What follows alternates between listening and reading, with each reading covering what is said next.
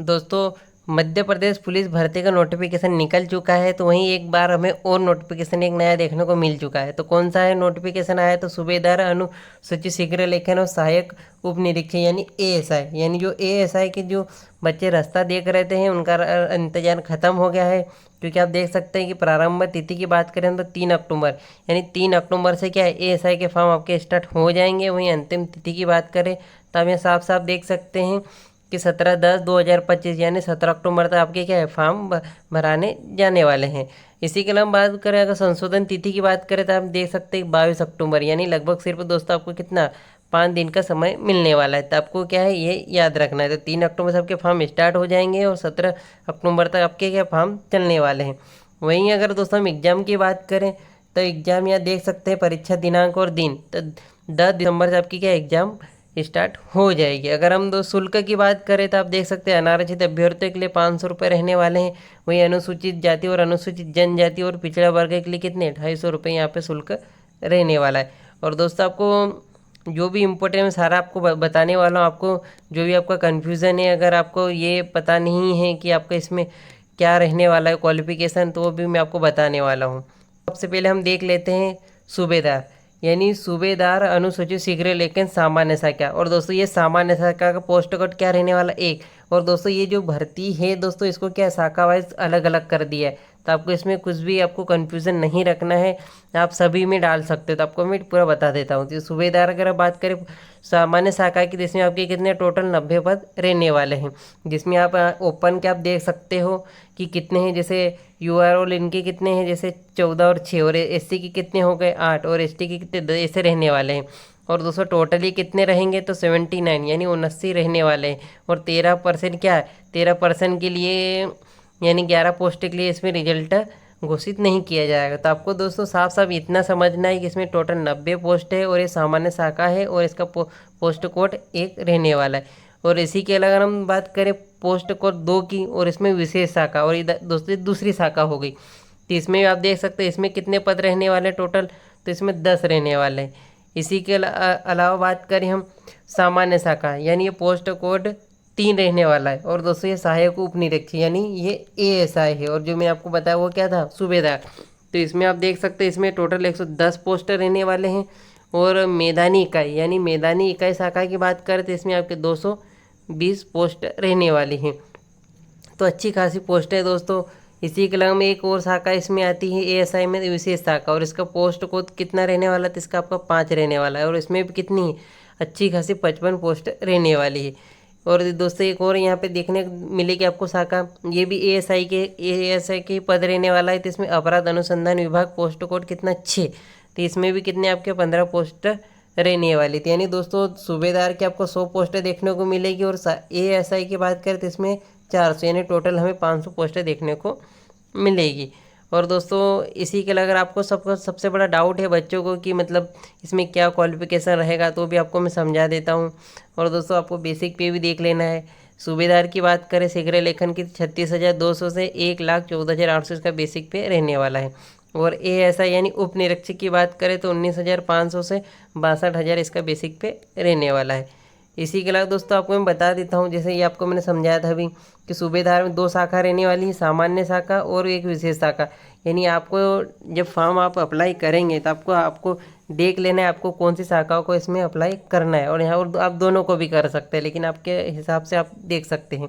और अगर एएसआई की बात करें तो इसमें 4 शाखाएँ दी हुई है, सामान्य शाखा, मैदानी शाखा, विशेष शाखा। और चारों के क्या है पोस्ट कोड के अकॉर्डिंग अलग अलग पद दिए हुए। तो अपन दोस्तों आप इसमें सभी में कर सकते हो। बाकी आपको शाखा जरूर देखना है कि आपको कौन सी बेहतर लगती है और किस में आपको प्रेफरेंस में आगे रखना है, इसके अकॉर्डिंग आप हम इसको अप्लाई कर सकते हो। और ऐसे दोस्तों सबसे पहले आपको मैं बता देता हूँ शैक्षणिक अर्हताएँ। यानी बहुत सारे बच्चों को डाउट है कि इसमें सीपीसीटी होना अनिवार्य है या पीजीडी से भी चल जाएगा या फिर कोपा भी चल जाएगा, क्या है मैं आपको दोस्तों अच्छे से समझा देता हूँ। तो दोस्तों सूबेदार शीघ्र लेखन की बात करें तो पहला कि सर्टिफिकेट यानी परीक्षा उत्तीर्ण, यानी 10th+2 उत्तीर्ण यानी हायर सेकेंडरी, यानी आपके पास पहला तो यहाँ आपके पास 12वीं आप उत्तीर्ण होना चाहिए, ये तो आपका मतलब होना ही होना चाहिए।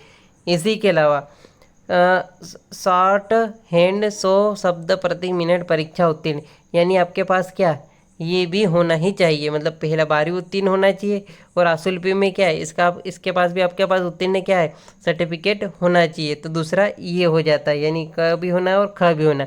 इसी के अलावा ग की बात करें तो विज्ञान प्रौद्योगिकी विभाग द्वारा आयोजित कंप्यूटर प्रणाली CPCT प्रमाण पत्र हिंदी टाइपिंग के साथ उत्तीर्ण होना अनिवार्य, यानी CPCT भी आपका होना चाहिए। लेकिन आपको मैं दोस्तों बता देता हूँ कि ये दो तो आपके पास होना ही चाहिए, ठीक है।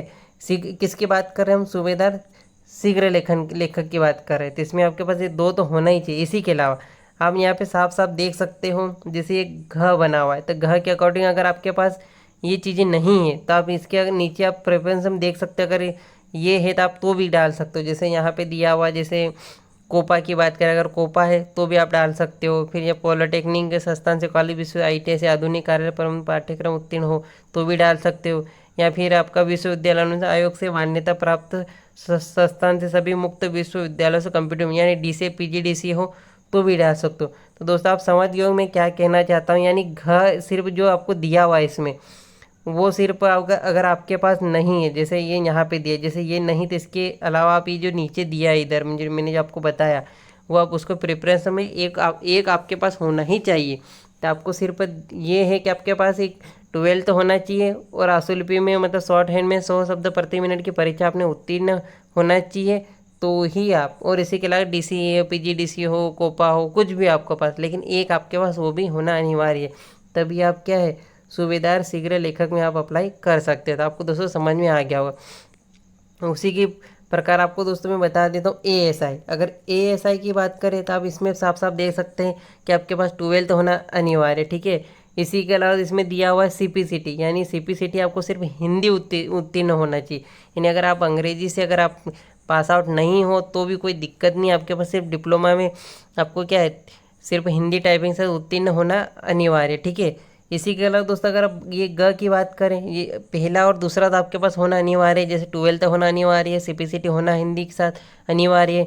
इसी के अलावा अगर आपके पास जैसे ये नहीं हो, जैसे engineer degree MCA BCA MCA computer diploma science, अगर ये नहीं है तो यहाँ पे जैसे ग दिया हुआ है, ठीक है। तो ग के अलावा आप ये कितने दिए हुए हैं यहाँ पे 4 दिए, अगर इन चारों में से भी अगर आपके पास एक है तो आपको सिर्फ 12 होना चाहिए आपके पास, CPCT हिंदी में होना चाहिए और इन चारों में से कोई एक भी होना चाहिए, क्योंकि यहाँ जैसे ग दिया हुआ है तो यहाँ पर भी आप देख सकते हैं ये ग है, मतलब ये 5 में से आपके पास कोई एक होना ही चाहिए। तो आप इसमें देख सकते हो कि इलेक्ट्रॉनिक विभाग कंप्यूटर पाठ्यक्रम प्रत्यायन द्वारा आयोजित डिप्लोमा स्तर की परीक्षा उत्तीर्ण होना चाहिए, या फिर आपके पास कोपा होना चाहिए, या फिर पॉलिटेक्निक कहीं से भी ITI से आधुनिक कार्यालय प्रबंधन पाठ्यक्रम उत्तीर्ण होना चाहिए, या फिर आपके पास DCA PGDC होना चाहिए। तो आपको सारे डाउट दोस्तों मुझे लगता है आप यहाँ पे ख़त्म हो गए होंगे, बस आपको तैयारी में लग जाना है। इसी दोस्तों विशेष इसमें कुछ नहीं है, बाकी जो इम्पोर्टेंट था वो मैंने आपको बता दिया है। बाकी आपको तैयारी में लग जाना है क्योंकि 10 दिसंबर से आपकी क्या एग्ज़ाम स्टार्ट हो जाएगी।